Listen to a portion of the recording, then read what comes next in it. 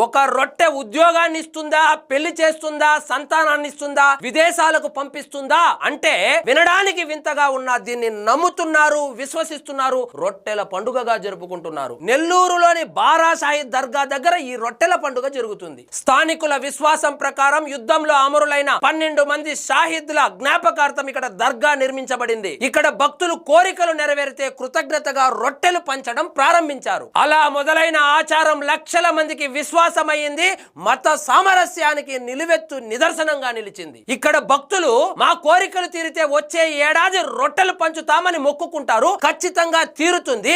మొక్కుబడిలో భాగంగా రొట్టెలు తీసుకొచ్చి అదే కోరికున్న భక్తులకు కానుకగా ఇస్తారు. ఇది సంగతి. ఈ పండుగలో హిందువులు, ముస్లింలు, క్రైస్తవులు అందరూ కలిసే పాల్గొంటారు. ఒక్కరు కూడా నీ కులమేంటి, మతమేంటి, ప్రాంతం ఏమిటి అని అడగరు. నీ కోరిక ఏమిటని మాత్రమే అడుగుతారు. అది నెల్లూరు రొట్టెల పండుగ స్పెషాలిటీ.